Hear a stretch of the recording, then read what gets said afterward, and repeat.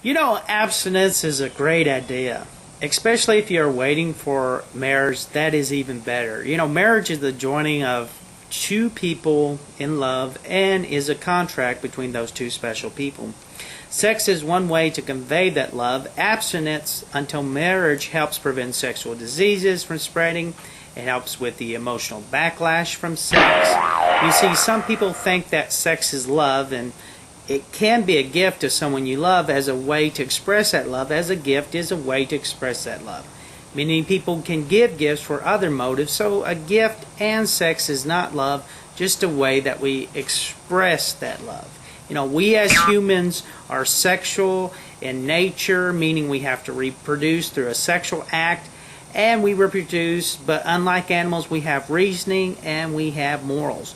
We should always look at the motives behind why we want to reproduce and understand that we are taking a large responsibility on by reproducing, and we can face repercussions from the decisions we make about reproduction. For instance, putting a child up for adoption, knowing that the child may grow up without knowing the parents that gave him or her up.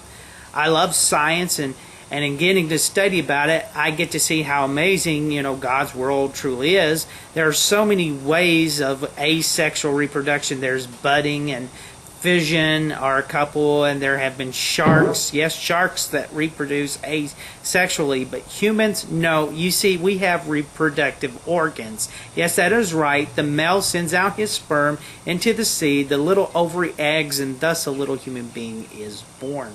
All my life, though, I thought snails were asexual, but technically they are not.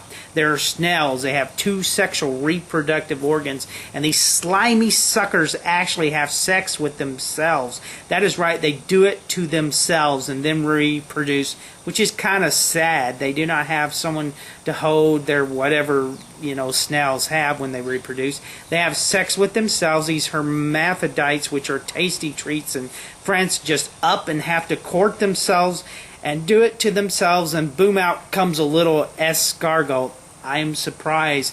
This is not asexual at all. It is a creature with two different sexual reproductive organs, actually having the ability to have sex with itself, which is a dream probably to some otakus, I guess, if they remember to wear protection.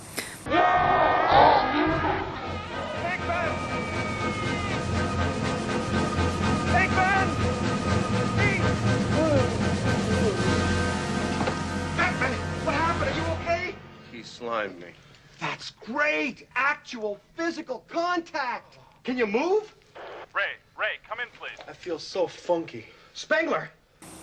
Anyways, I feel kind of lied to, but they are not the only ones who lie to us. There's a group of young women out there who are lying to us. Yes, they have reproductive organs, and when they sleep with a guy at a frat party while they're drunk, which is another reason I do not condone the use of alcohol, they will use reproductive organs in the process.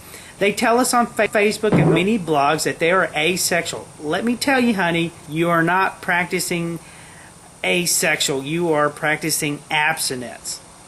Simple as that. You're abstaining from sex. You are not asexual unless you are budding like a flower or sporing and creating offsprings. That way, Lord, I hope not. You are not asexual. I am one who does not care about someone who lives their lives the way they see fit, but as long it does not hurt another individual. But I will not tolerate someone lying to me and not being held accountable. I hate being lied to. That is why if you have sexual reproductive organs and you're telling me you're asexual, then let me help you with the correct term of what you are. You are a liar. And you have lied to me, and you have lied to everyone on Facebook.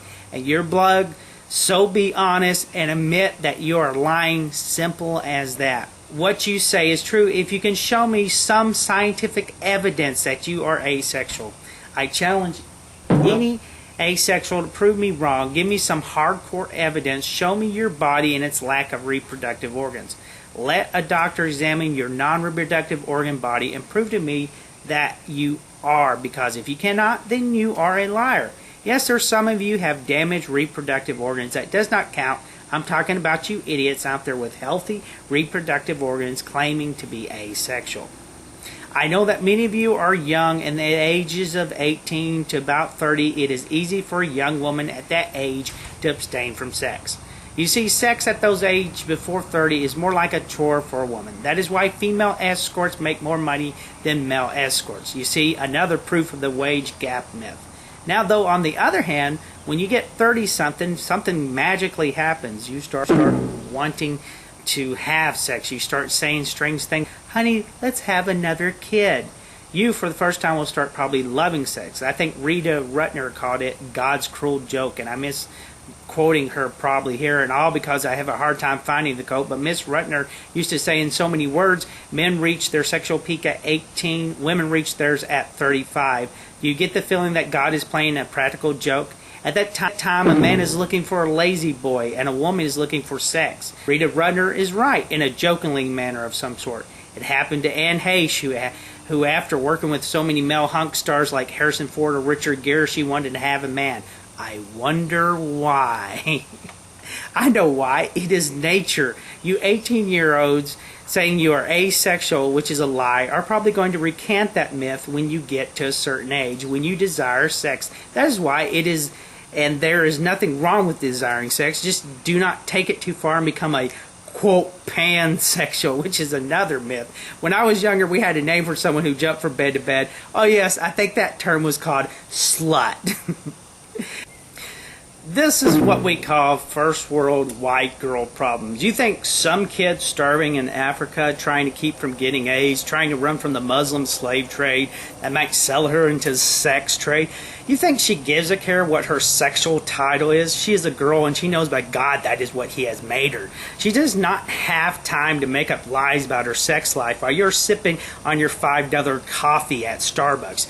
You have plenty of time to make up myths about your sexual reproduction so you can gain sympathy and try to fit yourself as a minority in maybe a group that can be funded by taxpayers' money, because while you have every luxury of a princess wanting nothing but more attention that you feel you are not getting. Do you understand now why mommy had sex with daddy? Do you understand how disgusting you are when you cry that you are persecuted by making yourself into something that you are not? Why real human beings like blacks have suffered persecution for many years and could not change their skin color, then you will scream hate just because people point out your unscientific hypothesis. Please, just go back to common sense.